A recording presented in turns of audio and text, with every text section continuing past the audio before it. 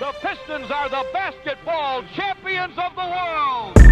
Detroit, it's time. It's playoff time, Detroit. Let's go to work. Shout out Detroit. I got to buff up, you know what I'm saying? Detroit, I'm all the way in. Detroit Pistons, I'm all the way in. Let's do it. What's up, Pistons fans? Welcome to another episode of the Buff Sound Podcast. We are the best. POD in the 313.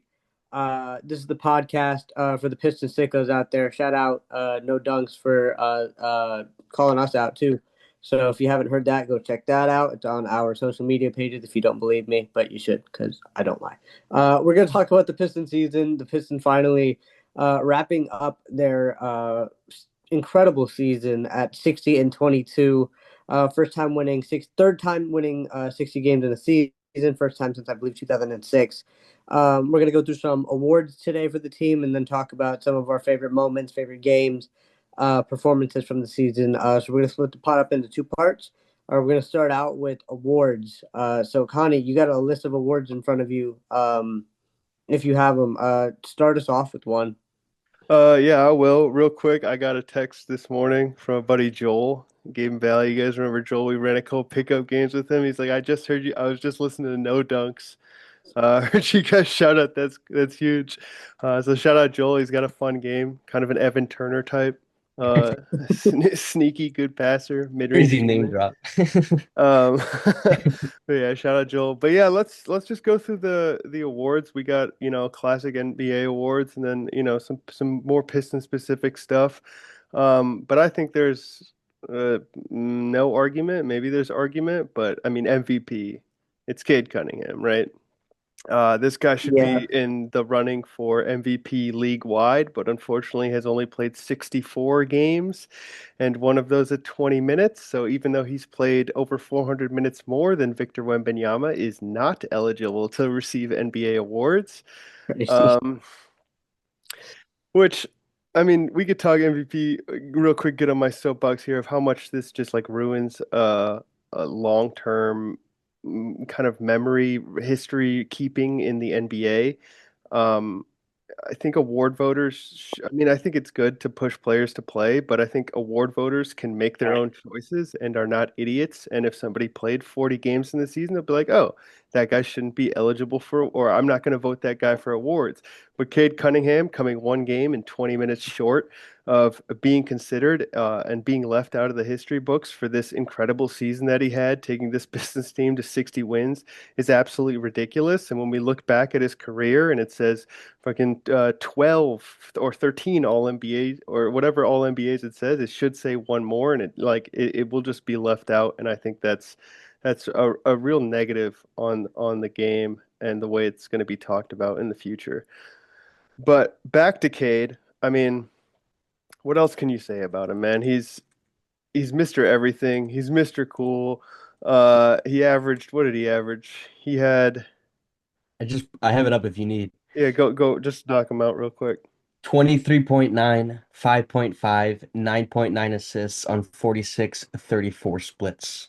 How did he finish with 9.9? That's what I was wondering. I was really hoping the Indiana game would put him to 10. Didn't he have like 13 in like that makes no sense to me. But okay, yeah, that's still really good numbers. I mean, I think it's that one game where he got a knee in the ribs and was out in the very beginning. It counts towards the averages, and a 0 is, as we all went to college, a really low grade is going to really fuck up your A more than a really high grade is going to make it better. But yeah, I mean, I think the stats, they tell a lot, but they still only tell half the story, right? I mean, this guy just team on his back for a lot of portions of this season. It'll come up later in our favorite games, but I mean, just the leadership qualities, which I was always kind of annoyed by when I heard it, because it's like, yeah, he's really good and he's the one pick, but does that automatically make him a leader, or is he just forced into this? He is a leader. The team goes as he goes. I think the personality is driven through. He is what, I mean, we won games without him, but he is what makes this team click, and just been a pleasure to watch for this whole season. Couldn't agree more. I think you hit on pretty much everything there is to touch on. Valley, your thoughts on who your MVP of this season is for the Pistons? No more thoughts to it. We all know it's Cade. One thing I want to mention with it, defensive leap for sure. I think last year, specifically after the Ivy injury, we saw such an increase in offensive production from Cade. His points per game skyrocketed, assists skyrocketed, but career high in both steals and blocks a game, combining for 2.2 stocks a game. And like he just has certain MVP qualities, and what I mean by that is like the chase down blocks, which seem like a layup for him in a way. He gets them every single time. Yeah, can't talk enough about the leadership. I definitely have some like unsung MVPs from a different angle. Like I quickly want to maybe we'll touch on them throughout our more unique awards, but this team isn't where it is without Duncan Robinson, who led the team in plus minus this year. Nobody in the world, other than maybe one guy named Danis Jenkins, would have seen what Danis Jenkins was going to do this year. Definitely, in a way, could be an MVP, but no more to add, especially for the flow of things. Cade is an MVP. We hope we file that appeal so he's able to get first team NBA and get some further consideration for the MVP. It's a shame the timing of the injury with the way he was playing. Obviously, such a freak injury, but extremely excited. And despite how good Wemby is, I still, if it's not this year, and I assuming it won't be, obviously, but there's an MVP in Cade Cunningham's future. I am 100% sure about that. And he was 6 assists short. So it really was the one game where he went out. He had 634 assists over 64 games. We should have made him get it against Indiana. It would have been easy. Honestly. Agreed. Gabe, your thoughts on the MVP of this season? Yeah, I don't really have much more to add. The step Cade took from last year to this year, you look at the stats and they're pretty similar. They might even be down in a few cases, but just the absolute control he has over the game from beginning to end was seen every single game, especially in those big matchups like New York, where he just controlled the game both sides from beginning to the end. And another award that he doesn't qualify for is the clutch player of the year, which he may have won at the end of the day. Actually, he might qualify. I don't know if that's a qualifier or not, to be honest. But yeah, nothing more to add. This guy's MVP, and like Valley said, probably should be MVP of the league. Best player on the best team often wins MVP. There's not much between us, OKC, and the Spurs, so he had a real chance. Wemby goes down 1 year, or OKC kind of falters a little bit. I see Cade because his stats are going to be amazing. He's going to be at 25 and 10 for the next 15 years, basically. He's not built on athleticism. Speed. Right. This is what he does. I could only see his efficiency climbing even more. And now it's time for the playoffs, and let's see how he leads us into the playoffs, because he is the clear MVP of this team. What do you make of that statistical drop off in terms of 26.1 points a game to 23.9? I mean, 47% to 46, 35.5 to 34 from deep. Is there anything more to it, or is it we probably lost more spacing? What do you make of that? Is that as a counter argument people make to Cade? I mean, he took 2 less field goals a game, so he was at 20.8 last year. He's at 18.6 this year. I think that is just a willingness to, again, get everybody involved. He is the sort of guy that is the high pick and roll. He can be that high pick and roll, heliocentric type of guy, but there's so many times where it was another guy's game, and he was just all right with that, And I think that's part of what makes this team great, is that he's the best player, but it's not a demanding to be the best player. He just is the best player. And I think that the shot attempts is going to continue to go down next season with the emergence of Jalen Duren and the way he's been playing, Asar Thompson kind of finding his kind of offensive spot. Who knows who replaces, or if he comes back with Tobias Harris next year, Duncan Robinson, Karis LeVert coming, staying, we have no idea. But agreed, Cade Cunningham, MVP for the Pistons. Cade, if the league doesn't give it to you, give us a call. We will do pay some for a trophy, bro. Yeah, we'll give you a Buffs On podcast trophy if you want it. So let us know. The next award you got on your list, Connie. And Val, I think it is partially the spacing. And maybe Cade Cunningham's never just going to be the most efficient shooting numbers guy, but it's a getting done sort of thing. Next award, in terms of what I think is the most important, is Defensive Player of the Year. I think the Pistons have two candidates for this. It's really how you see defense, how you view defense. Is it how good the individual is, or the impact? Bigs tend to have a bigger impact on the game defensively because the highest percentage shot is around the rim, and if you can lower that percentage, it's very good for your defense. But the Pistons also have a freak, and I'm going to go with the freak for this Defensive Player of the Year. I think there's something to be said for Isaiah Stewart and his rim protecting numbers, but I think what Asar Thompson does, I mean, I said on the last pod, I think he should win DPOY of the league. What Asar Thompson does um, is one of one. He is, I think, the only human being in the NBA right now that defends the way that he defends. It reminds me of, and this is almost going to come across as blasphemous if you don't watch him all the time, but Spurs Kawhi Leonard. I'm talking about when he was purely the defensive guy, when he wasn't the 20-something per game scorer, when he was the lockdown guy before the shout out Zaza Pachulia, former Piston, ankle injury. He's a one-man wrecking crew. He's a one-man wrecking crew. He's a one-man shutdown. And there's so few guys that are both of those things. Like the one-on-one defender. Like oftentimes someone will be an incredible one-on-one defender, lock someone up, and be a little worse on the team defense aspect. I'm thinking like Avery Bradley. Or sometimes guys are really good at the team defense and less so good at the one-on-one. I'm thinking like Robert Covington. And Asar combines that and combines it with truly 1% athleticism at the same time and like length, physicals. He's the best. I hate Wembanyama because it just ruins all these league-wide things. If it wasn't for Victor Wembanyama, he's the single best defender in the NBA. Agreed. And I'm gonna have to go with Asar Thompson too, just because I felt like we saw games without Stu, we saw games without Asar. I felt like when there was no Asar, we felt Stu's lack of rim protection, but you really felt it just overall when Asar wasn't playing. So I'm gonna give it to Asar Thompson as well. I'm gonna go in the other way this time. Gabe, who's your Pistons Defensive Player of the Year?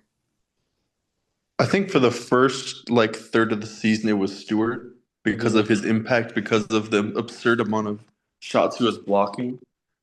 But then the consistency of Asar and the kind of less minutes and less load that Stewart has, kind of like you said, it's just a constant force.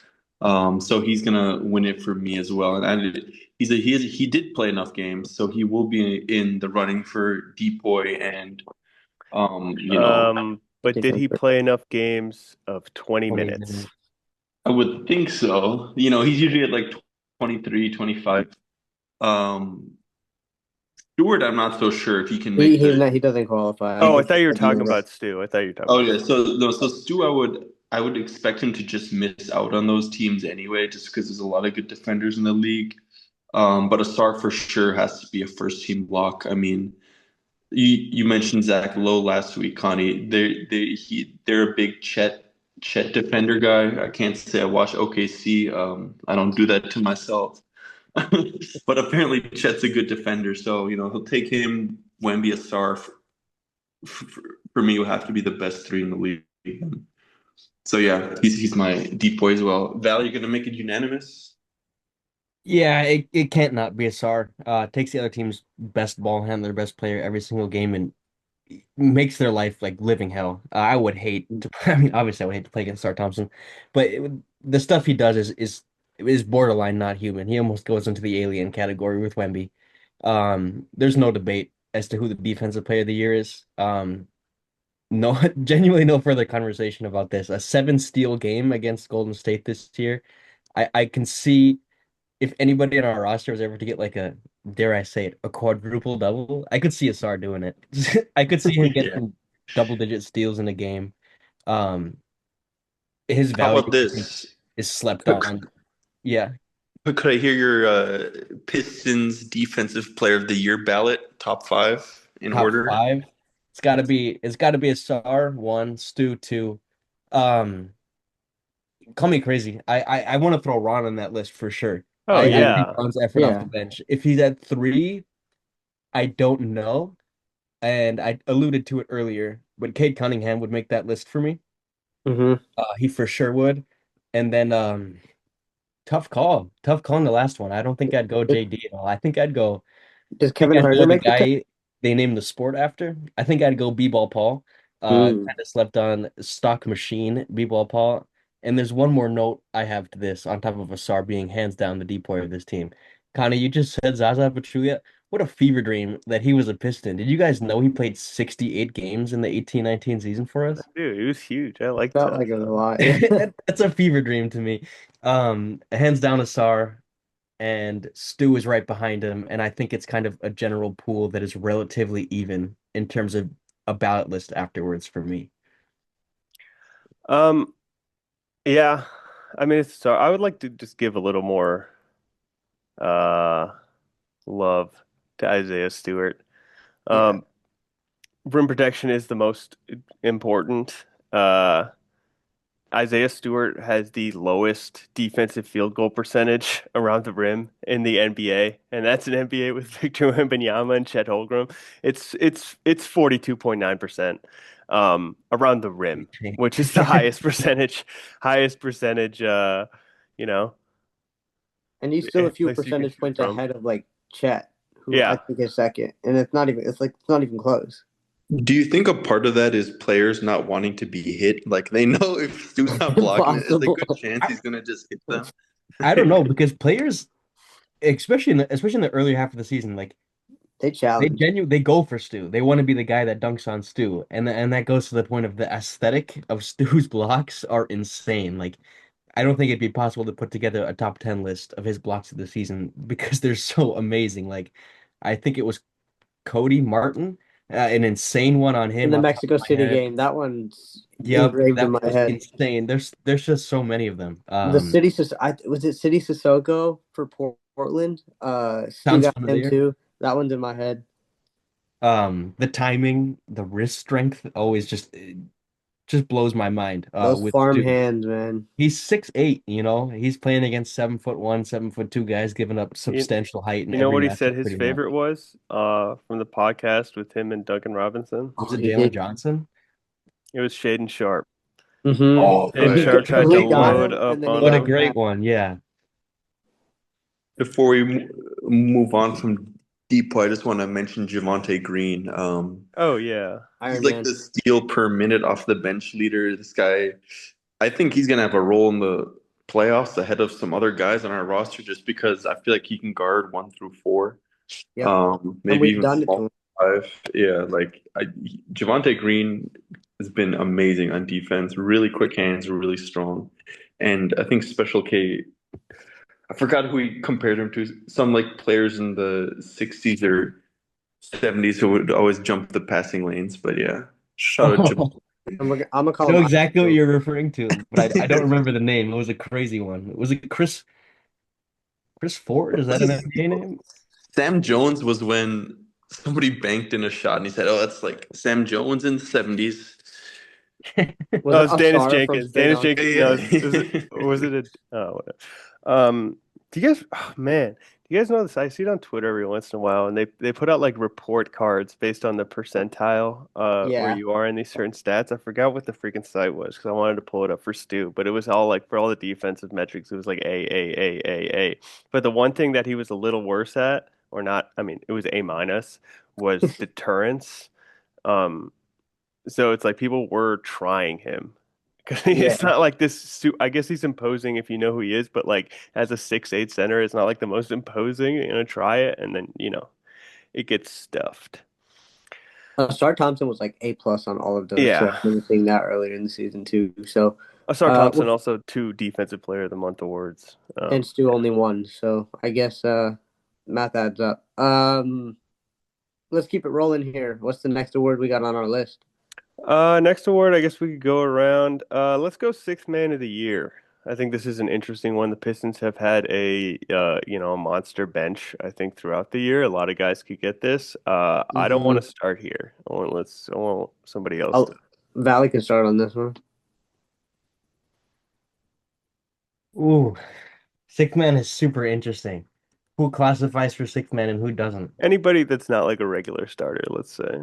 Ah, again, like I weirdly enjoy the thought of giving this to Javonte Green for playing in all 82 games. Um, maybe even beat Ball Paul for whenever he was called upon. Certainly not number 8, Karis LeVert. I'm gonna go If there was Isaiah an eighth Stewart, man of the actually. year award, I would give it to Paul Reed. I'm gonna go Stu. I mean, I Uh, don't think Stu started many, if at all, this year, behind JD and with the injuries, but his impact, as we just discussed, is monumental. Um, Damn solid post game. His 3-point shot was back this season. I love that we invested in that some more. He's a good 3-point shooter, Thank the on a Lord. catch and shoot. I think this is actually a no-brainer the more I'm talking about it and thinking about it. I don't know who else you could give this to on the Pistons roster other than Stu. And I think if we play Orlando in the first round, we are going to see a lot of Dern and Stu together, which is going to be very interesting. Gabe, your thoughts on sixth man of the year? Yeah, I'm also gonna go Stu. If it's just a pure like change of the game, the energy isn't right, it might be Ron Holland.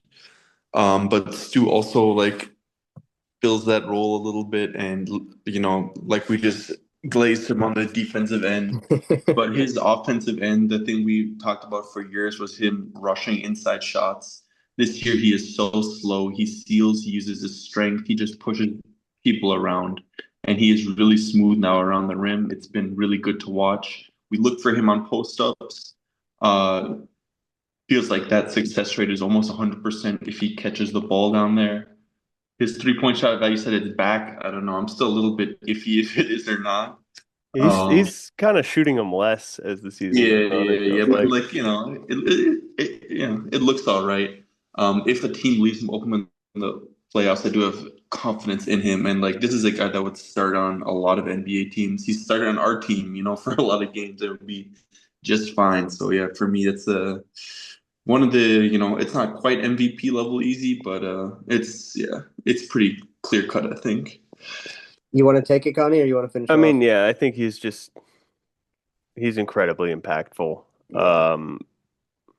I think he should be in the running for, the NBA wide one.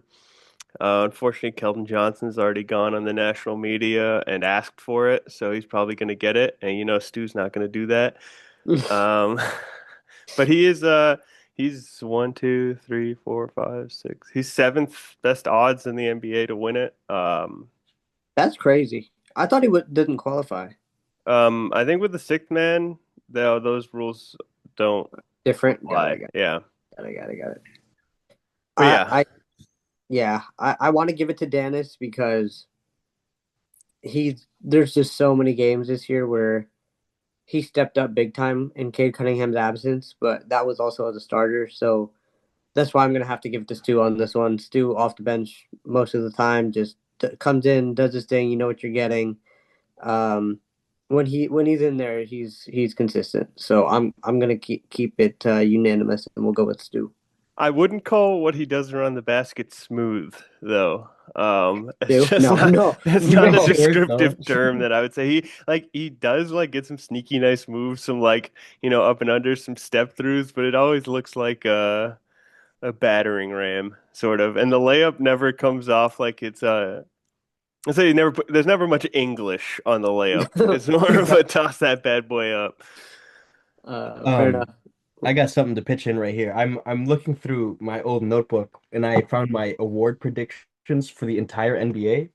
Written proof for anybody here. My sixth man of the year was Karis LeVert. Boy, was I wrong. Yeah, That's some pretty high. funny. I want to give some love to Karras. I feel like he's been stepping up recently. He's been playing. I feel like it's been getting better. He'll I come up think in one of our more unique awards for me later. okay. All right. Let's keep it rolling then. What's the next award we got on our list? Let's go most improved. I think that's the last one that really matters here. Does it go to anybody other than JD? No. Nope. I mean, what about Danis? I would Literally, I I would would say Danis. I I don't would count When he was in Danis. the He didn't NBA. play last year. He did. He played a little bit. I mean, if you go from 0 to 100, that's the most improved. He did. He did see the court last year, but I think with Duran, he is a big reason why this team is what it is, why it is so good. He still does all the, typical Jalen Duren stuff. He is an incredible roller to the rim, dunks everything. Incredible athlete, super strong. I think but where he's really stepped up, I feel like, defensively on one end, he is in the right position a lot more of the time. He can still from time to time be a little lazy on things, but he is patrolling the paint a lot of the time when he's out there, and he does make shots difficult.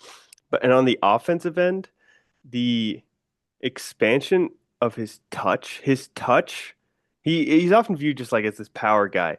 His touch around the rim is incredible. Both hands, just like getting that shot up, dropping it in, little hook shots, even the layups through traffic on offensive rebounds when he's battling around. The layup touch, the soft touch that he has is really really like that surprised me as how good he is on shots around the rim that aren't dunks. I mean, along with that, he's added a little bit of a post game, some footwork stuff, and then I mean, Gabe called it last year of the Giannis Antetokounmpo progression of taking it up the court and just beating guys off the dribble. He's got that low left to right crossover. That's really nice. He even hit a couple middies this year. I think you could really see that he was working out with Shea's trainer this offseason. Um, I I mean, really thought we were gonna see a 3 this year. I I really could, did. We need some more of that after they meet in the finals too. yeah, but Kate's calling it now.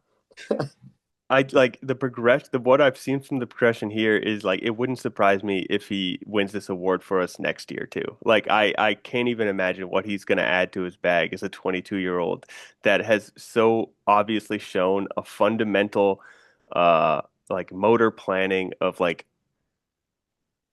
of touch. He just has touch. And when you have touch, like you can build so much onto that. And he has that baseline necessity of like feel for a basketball in his hands. Agreed. I'm gonna, for flow's sake, gonna keep it going. I agree with everything. JD's been absolutely phenomenal this season. We're not where we are without him and how far he's progressed this season. So I'm going JD. Gabe, your MIP for this season for the Pistons. Yeah, JD as well. I think the only thing you didn't mention, Connie, is his passing. Out of the short roll to avoid charges has been incredible. There's so many times where the defender slides in front of him and he just does a quick little pass to Duncan or Tobias in the corner has been really amazing to watch. His ability to, again, go like left, right, like bigs just kind of look way too slow for him. It's amazing. And another part for the being in the right place at the right time is he does not pick up as many stupid fouls as he did the past years he's been in the league. It's been a fantastic thing to watch, and that shows it's not just not just brute strength and athleticism, not just touch, but also the mind to go with it, to understand, to learn. And so yeah, kind of I'm in that boat with you. Next year could see some even more special stuff of a guy who's just starting to understand how OP he is in this league. And Ahmed, I do agree. I think that three is coming. I was hoping there'd be some this year. Just end the shot clock. He has to put it up. Clint Capella, first three of the year of his career. Last Really? game. JD calling it now. Will hit at least 5 threes next year. All right. I'm looking forward to that. Does preseason count? Because then I'm going 7.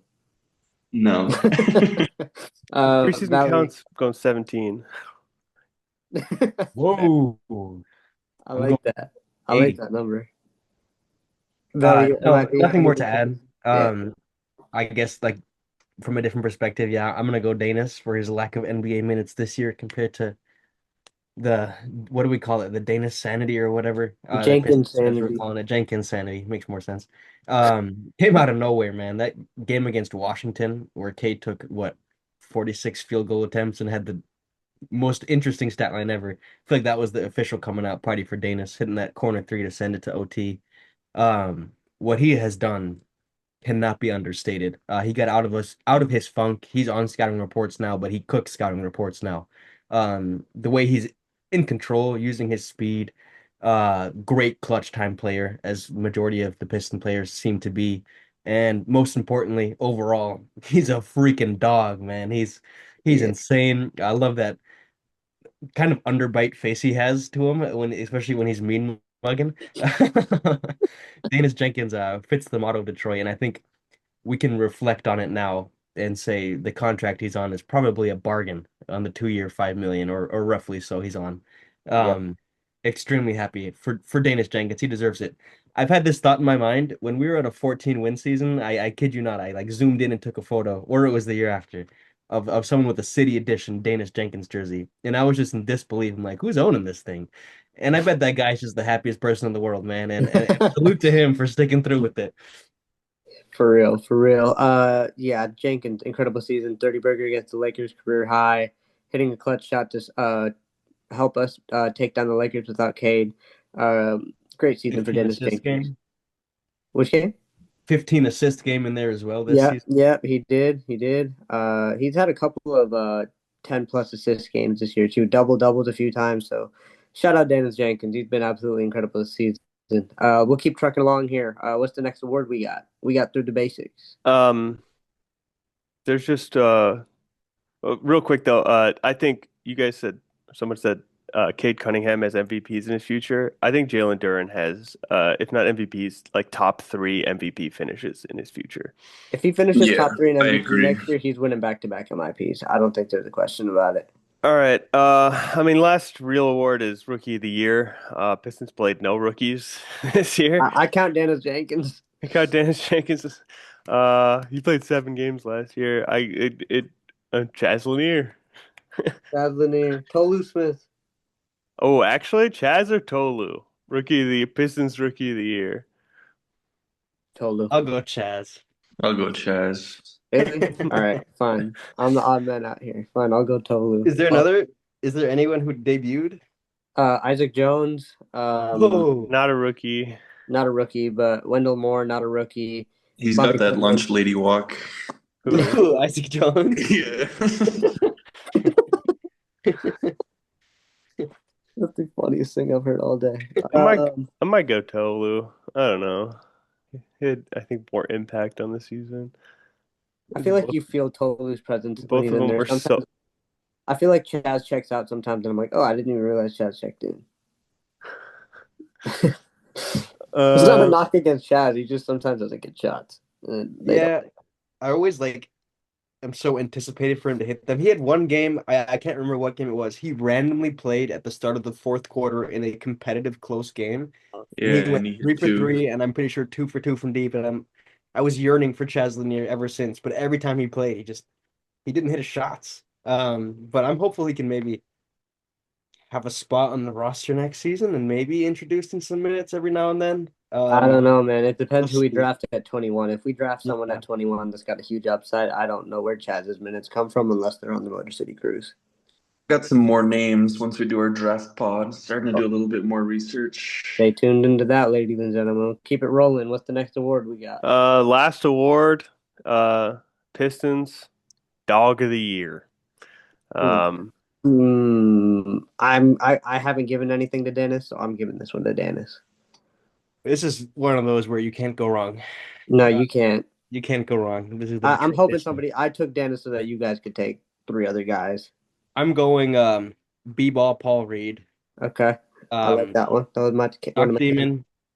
His motto, his slogan, if this could be above Paul Reed's head, always ready so I don't have to get ready. The definition of it. How about 18 points in a quarter, the first quarter against Toronto this year, and made Piston history last night against the Pacers. Most makes in a row without missing in Piston history. What? And one thing I just want to say quickly with B-ball Paul is obviously not having Stu last year was detrimental, and it's a big reason you can point to why we came up short in the Knicks series. Extreme amount of confidence that if there's a hypothetical situation where we lose Stu or even Duran, I'm so freaking confident in what B-ball Paul Reed can do. and still have an impact for us in the playoffs. Yeah, I mean, we saw it last year with the Knicks. Like, he steps up when he needs to. Connie, who is your dog of the year? Oh man, it's so tough. I want to just go. My knee-jerk reaction is Isaiah Stewart, um, Ooh, okay, who, that's fair. is like the creator almost of the dog pound. Yeah. And dogs protect their pack, man. And I think he won this award for me in Charlotte. When if you mess with Jalen Duren, you mess with his brother, man, he'll take that Li- 7 games. Little bro, don't mess with little bro. And it's like, he's above it for himself. He got hammered in the back yesterday against The Pacers, Indiana, Lawson, turned yeah. around, walked away. Nothing. You can't get anything out of him anymore when it's just him. But for his But, pack, he knew that he was man rides. he was smarter than he had been in the back. You could see he's growing up a little bit and when to attack and when not to. Did you guys see the look he was giving the court when Duncan Robinson and Brendan Miller were getting He into it? he he hit that exact same pose when Yeah. the coaches were getting into it in Yeah. Indiana. That's what he does now. He stands at the bench, he holds his jersey by the collar, and he just watches. I love mean, how he holds his jersey, man. It's my favorite. I he's stand like that because I'm if like, he ride and dies for JD like that, imagine how he would ride and die for our entire coaching staff, man. He was ready to cause havoc, I bet. We got to oh wrap yeah, up. Gabe? let's send a bunch of middle-aged men at Isaiah Stewart, see how many he can run. Oh wait, we did with LeBron James. He ran through every single one of Yeah, I also go to Duke. I wrote like almost a paragraph and it was everything what you just said, Connie. All this like reputation now backed up by this phenomenal paint defense. He is like the oldest, the old guy of the dog pound that kind of started it all. He is the heart and soul of this team, the identity. But Ron Holland deserves some love as well. Ron Hustleman Holland. We're back for part 2 here. We just finished up our Dog of the Year nominations. We touched on Ron Holland, Isaiah Stewart. We're going to move more into our favorite moments from the past season, and I was just running through some of them in my head. There are a lot. So I don't know how much overlap we're going to have. Probably not too much, but Gabe, I start with you. Actually, we'll start with Connie and Valley. You guys have the list. Throw something out there and we'll give you our favorite particular moment from that area. All right, so I think best place to start is just favorite game. Which one did you have the most fun watching? Which one do you remember? Val, you got your favorite game or a couple favorite games? Yeah, I was thoroughly torn between two games. I'll start with the first one because we touched on it a bit earlier. Mexico City. I felt like this was sort of a statement to the Who did NBA. we play? The Dallas Mavericks. We beat the Dallas Mavericks, and Cade Cunningham had 18 assists with his 21 points. That's And it. for for me, this was the first time, or not the first time, but I think Cade kind of had a coming out party here, announced the NBA. He's an all NBA caliber player. This game was earlier in the season. I didn't write the date down, but the Pistons had the number one seed in November and never turned away. And I think this was also a statement like, yeah, we're for real. This isn't a fluke. But I think my favorite game, and especially when you said, Connie, which one do I remember the most? Hear me out on this one. This is Pistons at Rockets in Houston. And I think for me, this was so special because this was our first win of the season after losing to the Bulls, and like alarm bells are ringing after losing to Chicago. On top of the concerns, I think collectively all Pistons fans for the most part had about losing Malik Beasley, losing Tim Hardaway, and just overall losing some spacing. We go out, we lose to the Bulls in an extremely disappointing fashion. And I guess Houston's all right, looking back at it now, but we certainly thought they'd probably, at least maybe I did, I thought they'd be a bit better than they were. And at game number 2 of the season, to come out in Houston after losing to Chicago and just taking it to them, I think for me in such a clutch manner too, was so exciting. And in particular, I was rewatching the highlights this morning. This was classic fourth quarter Cade. He completely shook Jabari Smith Jr., like nearly made him fall to the ground, hit a three. Yeah. Maybe a minute later, shot clock's running down. He's a step back from maybe 5 to 7 feet behind the 3-point line. Just drains it. Clutch bucket on Amen Thompson in the clutch. And I think for me, this is just so special because if we don't win this game, like I would have been like freaking out, like, oh no, we regress 44 games, but we regress. No, it's over. Obviously that wasn't the case. but I think it was so important to get this big win, take the momentum back then to the home opener in Detroit, where we took down the Celtics, obviously a good team. Um, but this was just a huge monumental. It's just a statement win for me. Yeah, A very big win. And this this I want to throw one thing in there before you go. After that loss to the Bulls of Valley, you came on the pod and you said, "Everybody, don't hit the panic button. It's one game. It's a long season. We're gonna turn things around." And man, that aged very well. Yeah, this was one of the games I chose as well for one of my favorite games of the season. You can even say that this was a stronger Rockets team. This was the Rockets team with Steven Adams. When they had Steven Adams, they were Mm-hmm. at the top of the Western Conference. And this was the team I was really worried about this game because of the Bulls game. I like Rockets were bullies. Like they are a big, strong team. I was worried about the offensive rebounding. I was worried about all this stuff. And then the Pistons just came out and they wrecked it. It was also our introduction first. It was the first monster Paul Reed game of the It season. was the block Who on came, Cancun. who came in out of nowhere and put up 13 points, 9 boards, 2 blocks.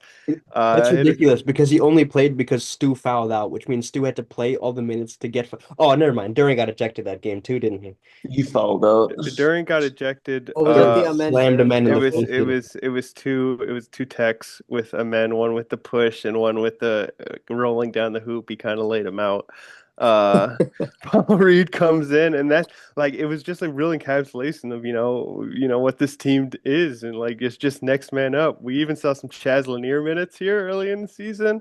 Oh yeah. Yeah, this was huge, and it was so huge because like when we looked at that schedule, I remember thinking when we first started, it's like, wow, this is a tough start to the season. We had Houston, Boston, Cleveland, Orlando, Dallas when we thought Dallas was a team, Memphis when we thought Memphis was a team, and we're like, oh, if we don't win these games, it could get rough before it gets easier. And we took that one out, and it kind of calmed everybody down, like, oh, we can beat good teams, and then we kept beating good teams. Yeah, that was the start of a beautiful season. Gabe, one of your favorite moments?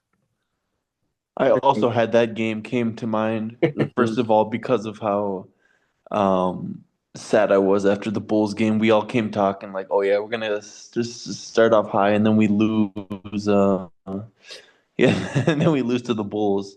So I'll go to the next game where we played Boston. It was an awesome game.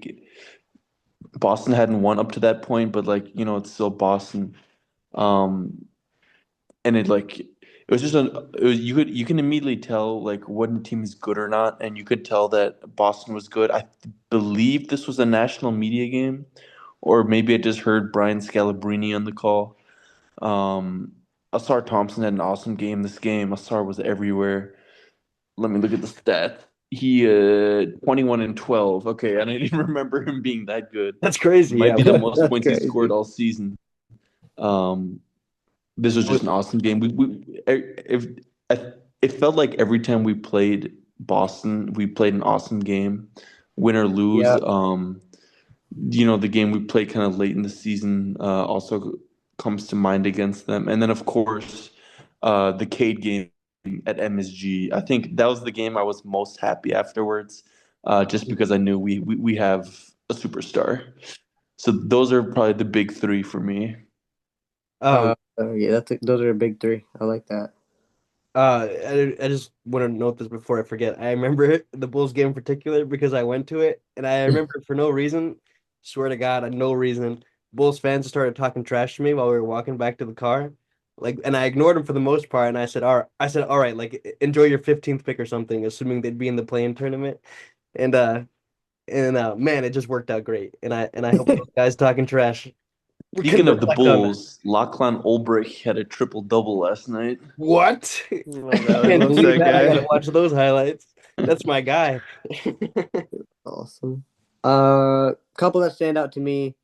Um, Washington game kind of felt Yeah. like it was just a magical game. It was like we played kind of poorly for like 95% of that game, but like since the Dennis Jenkins shot, that was kind of like a little injection of energy for the rest of the season. I think that was also part of that 13 game win streak.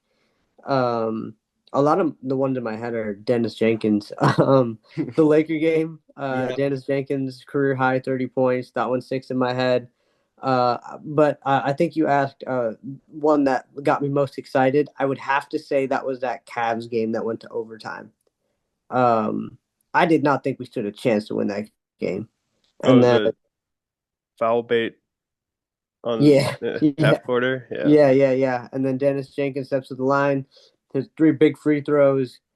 Next thing you know, we're back in it, winning overtime.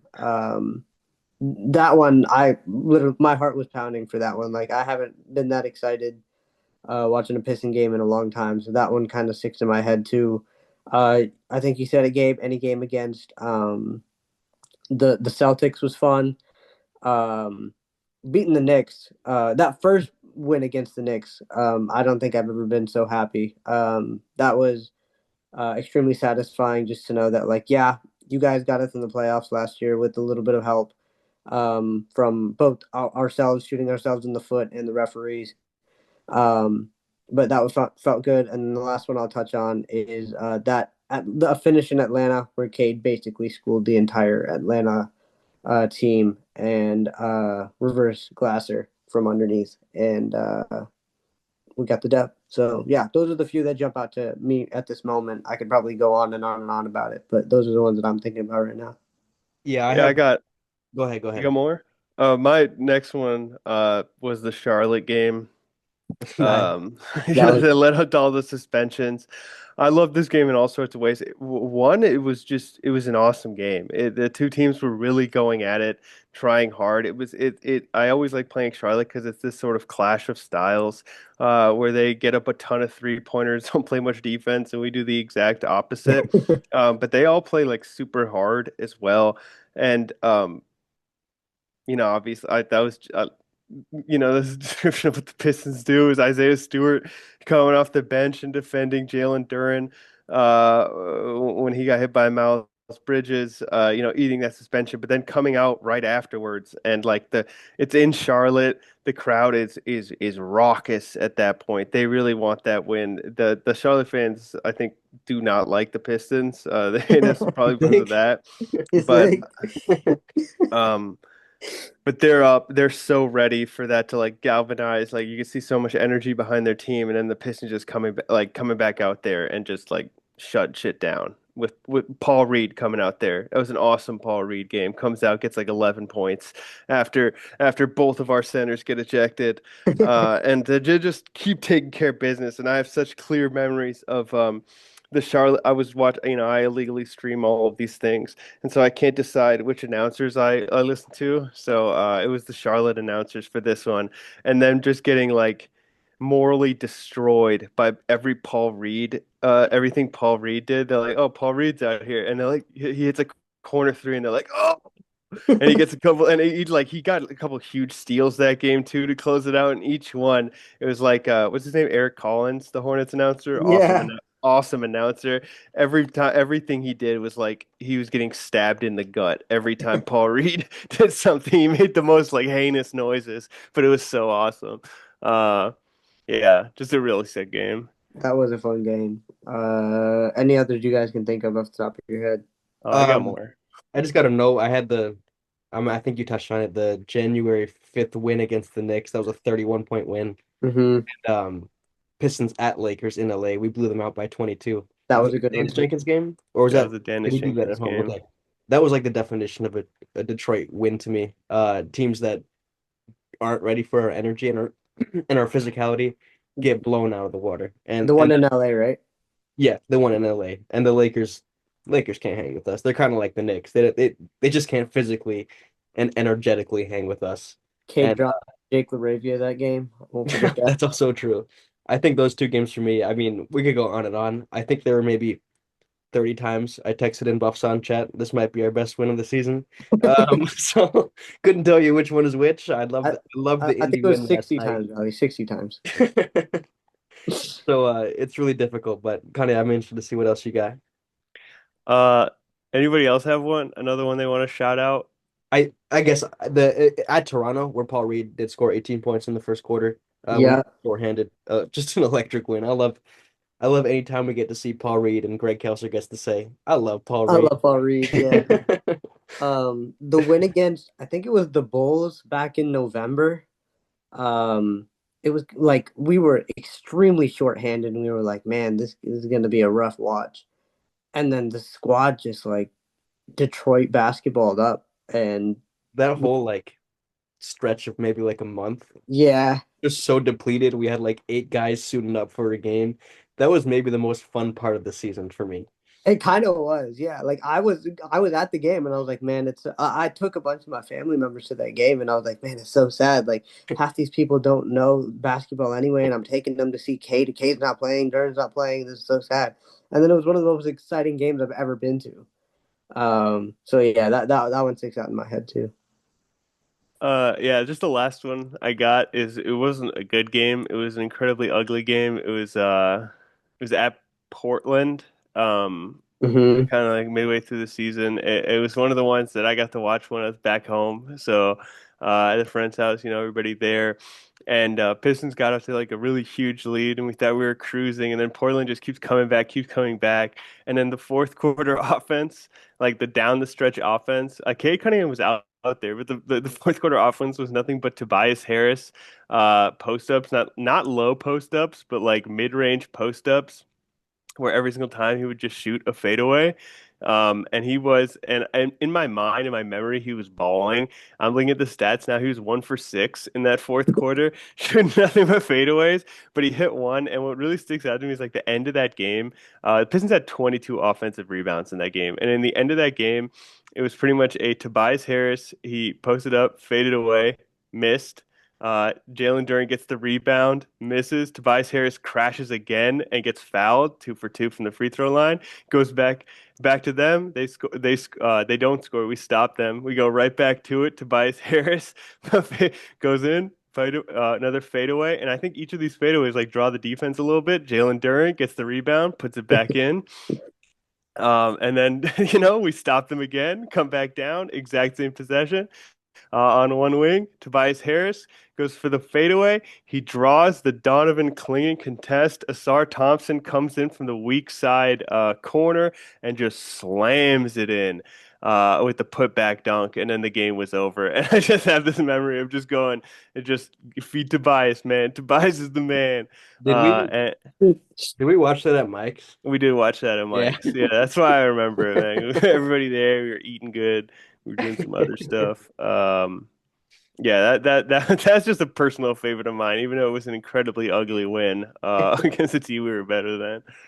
The in-season tournament win in Brooklyn was fun. I feel like the guys were just not Yeah. taking it seriously and just doing whatever they wanted to. Every Um, Brooklyn game was just a fun one. Yes. Except for the one we lost. Yeah. Except for that one, you are Let's do that real quick. I wanted to also shout out Jalen Duren's windmill in New Orleans for absolutely no reason. And then Cade's poster on Andre Drummond in Philly just to kind of cement the win. Low light of the season. What was like that moment where it really like you got stung a little bit? Like it felt like a playoff loss, even though it wasn't. Maybe it just Chicago it was lost. the Brooklyn loss. It might have even been the Bulls loss, obviously, but the Bulls lost, touched on Brooklyn that. lost. But that Brooklyn loss without Cade was like, oh shit, we're nothing. We're nothing without this guy. Yeah. And until we somehow fix that issue, The it was Washington loss, extremely that bother concerning. you at all? Huh?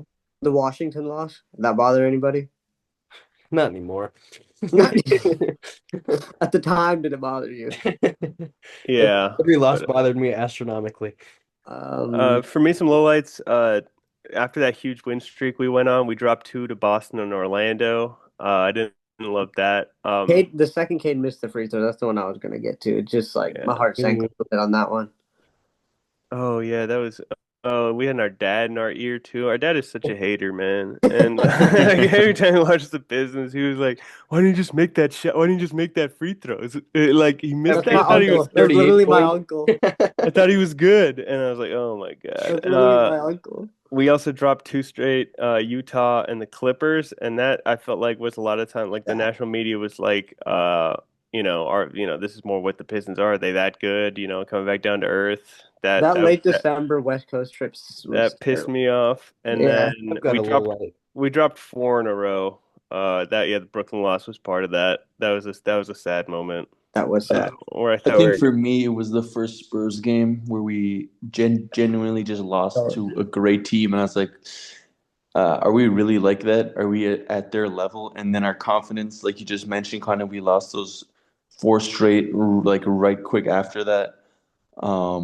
Yeah, that Spurs game hurt because it was the first time I thought we're just not as good as the other team. It wasn't just shots didn't drop this game. Mm-hmm. Um, yeah, and then I think it was the second Clippers game we lost where we scored like 55 points or something. That game was just sad because we really like I think that was the game where we hit like one or two threes. And let's see, I'm pulling it That up. I remember. Yeah, that was an yeah, atrocious we had game. Both games 93. against the Clippers were terrible. The Yeah, it first was game against the Clippers, I let go because I was like Kawhi Leonard. Yeah, Kawhi Dude, Leonard truthfully, went off. That's the After he hit superhuman like 40, I was like, performance. I'm just gonna watch Kawhi go off now. That's fine. yeah. But No no, one else could hit a three except for. Oh yeah, wait, we started Jaden Ivey the second game. Okay. and he was 0 for 5 from three. I I've think got that's when I knew Jaden was done. one big low light for me. And I think this was highlighted after I saw what Mike Breen said last night, is that this was the last game of the season we get to hear Blaha and Special K, unless you tune into the radio, I do believe, for round one. Mm-hmm.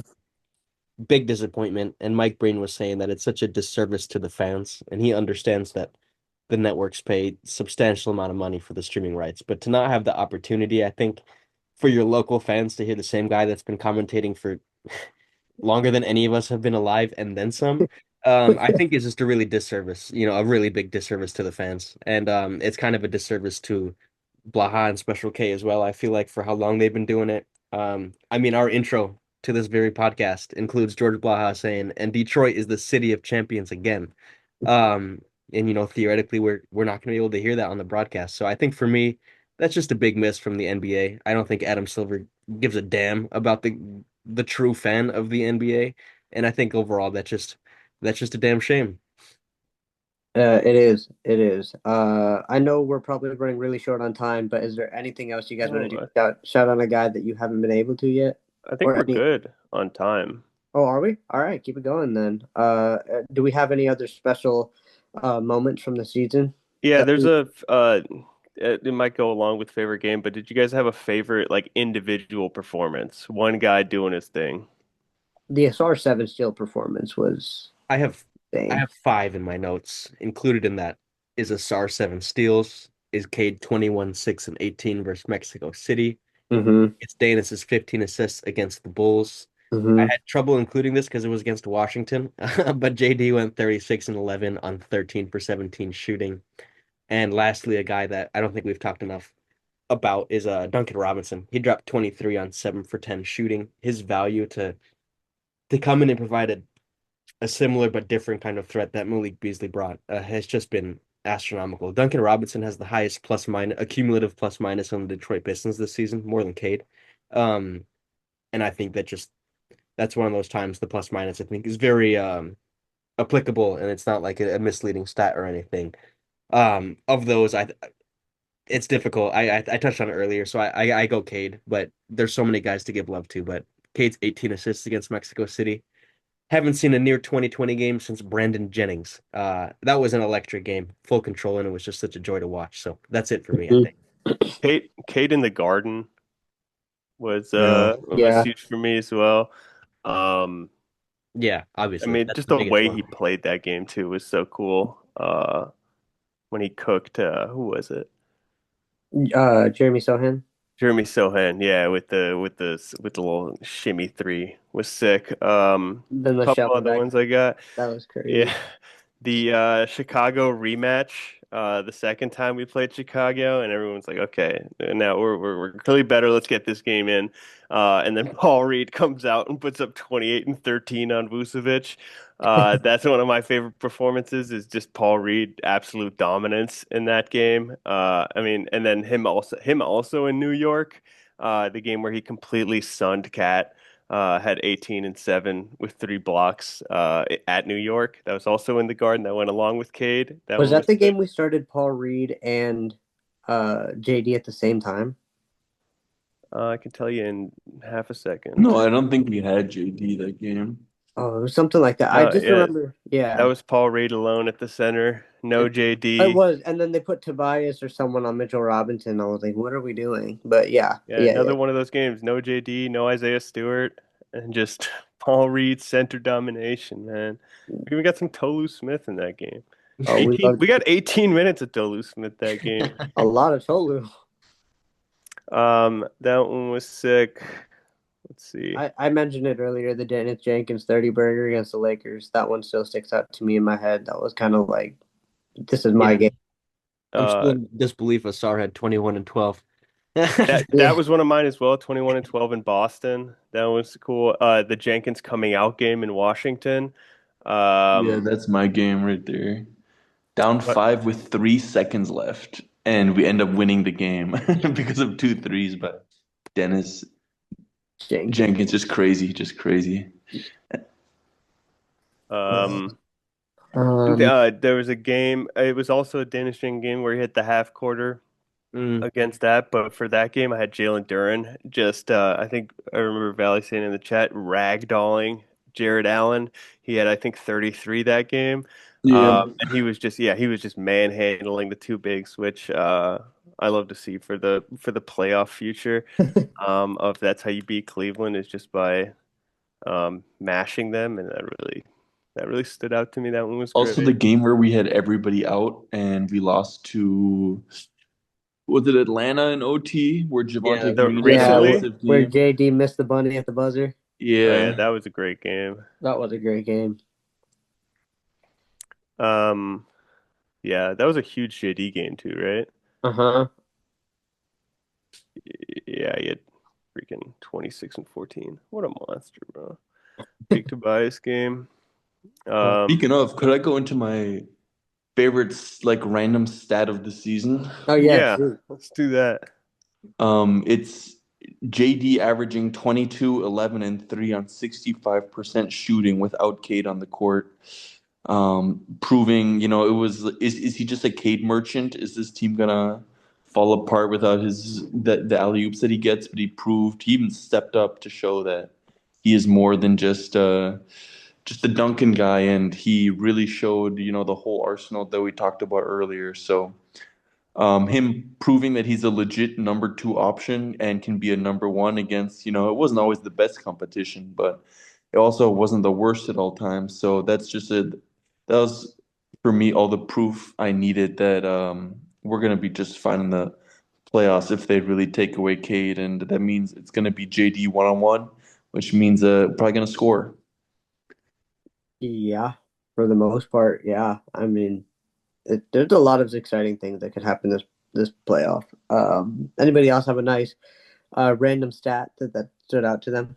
Another JD stat is JD's got the most 30-point games on 90% field goal Mhm. percentage Yeah. since Wilt Chamberlain.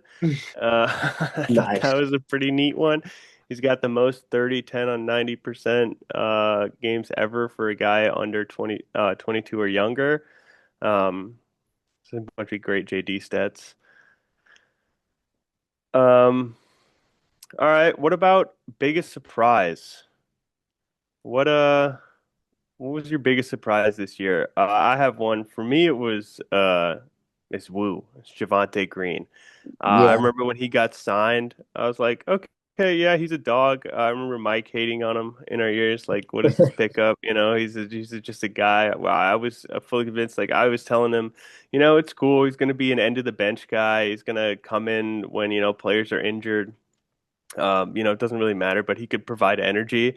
And then Javante Green plays all 82 games, shoots a career high from the three, and is just an integral part of this team and the wins we got. I mean, this is a guy that I didn't even like consider before he was a Piston. Like I knew he was in the NBA, but I was like, oh, okay, Javante Green is he's just a guy that plays on losing teams and he's got a okay dunk highlight package of some powerful slams, but like, it doesn't really matter. And then now I'm like, I don't want to see this. I need him on this team next year. I need Javante Green to Mhm. be back. That was by far the biggest surprise to me. What did he shoot from three this year? 38%. That's That's a insane. good percentage. That's really good. I don't know. I feel like Knack to there's get some like games. He's had a couple games recently where he's hit a lot of shots. Go ahead, man. I'm just saying he has a knack. I think it's been more recent too to get fouled on 3-pointers too. To add to unofficially add to his tally of 3-pointers too. Surprise of the year. He was my guy as well. I guess Jenkins could be an easy answer because Yeah. Yeah, he's a nobody good answer. except for him saw this coming. But Javante Green, like you said, kind of being an actual good role player was completely out of the realm of what I expected. And now he's in the rotation above guys who have been on this team, like Sasser.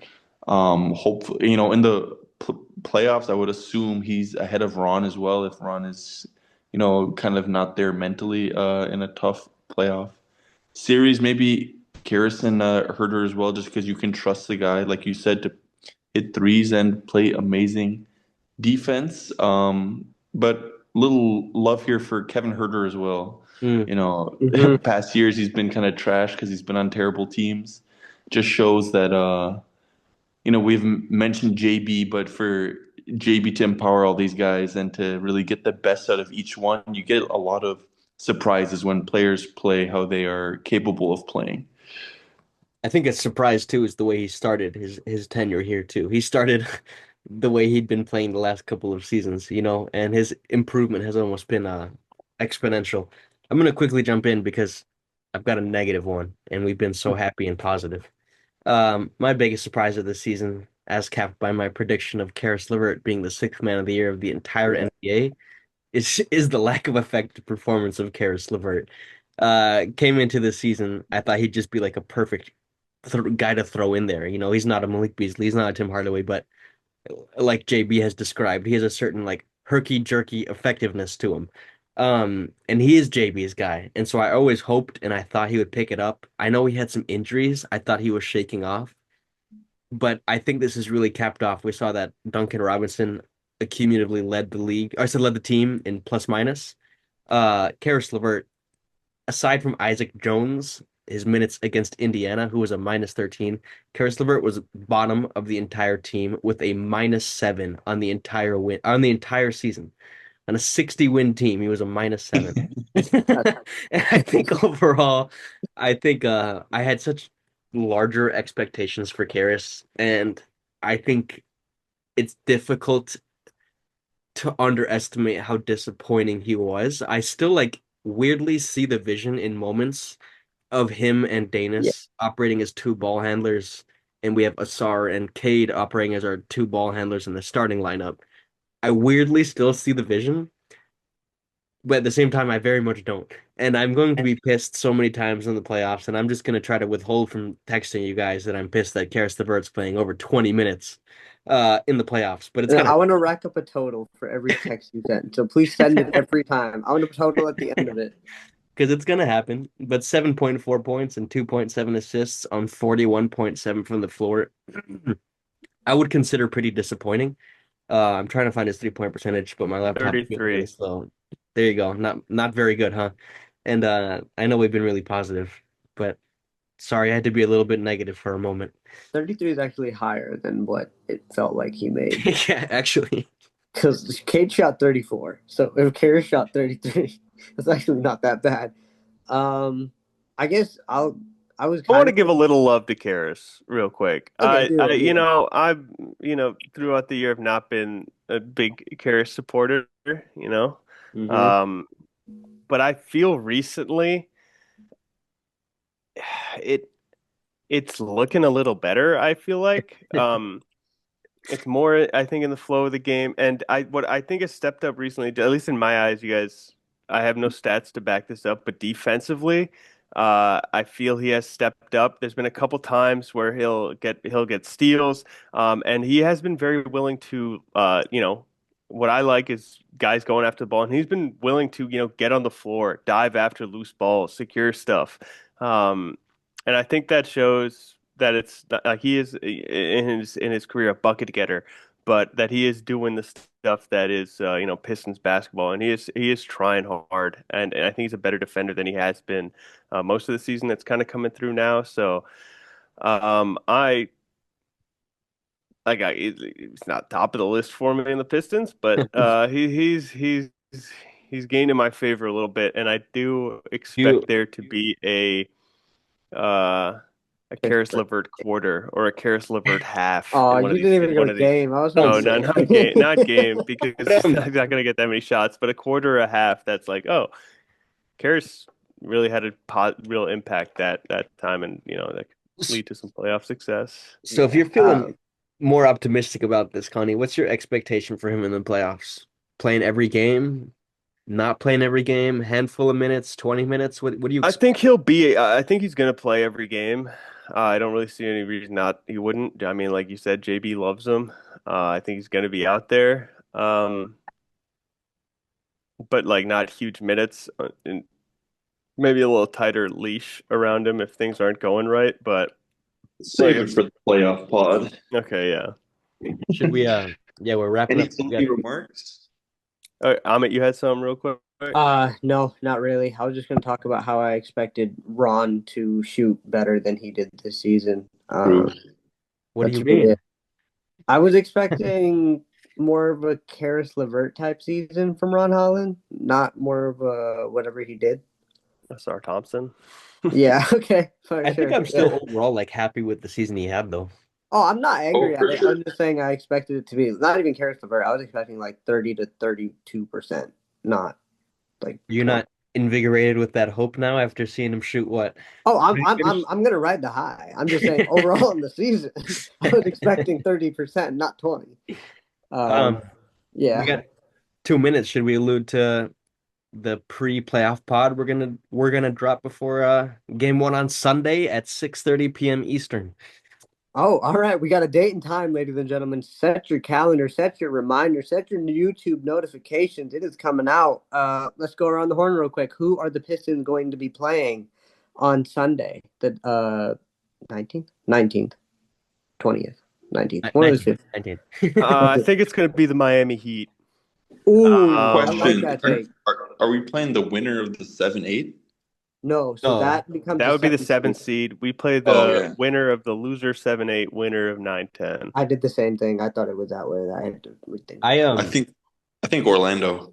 I don't want Orlando. I'm gonna be real. I think they beat us twice this season. I don't want Orlando and I don't want Philly. So I think think it's going to we be Miami, man. They just do stuff when it's playoff time. I mean, if they and somehow, playing it's time. one game. They have to win one game twice, and if they can somehow get Charlotte out of there and get whoever loses the other game, I can see it.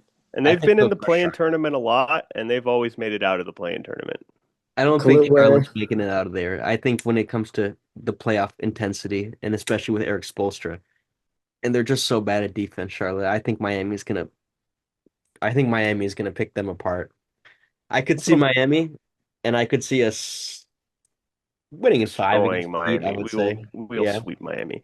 Real quick though, 6 games in April. Ron Holland, 47% from 3. Yeah, I'm You had already to hyped do for it. his next You season just had to percentage. do it. Yeah, I'm all for that. Also, one thing I'm concerned about: Pistons having a week off, and whoever we play will have had playoff intensity, playoff action for a week. I've seen this hurt the Tigers in years past, so I'm a little concerned about that. But we Cade will with some rest though always looks amazing after he's been out for like a Same with- week or. I'm Same with hoping JD. it's more of the same. I'm hoping. But next time we come at you guys will be after we know who the Pistons are playing in the first round of the playoffs. The number 1 seed in the Eastern Conference, Detroit Pistons. This is your number 1 pod for the Detroit Pistons, the Buffs On podcast.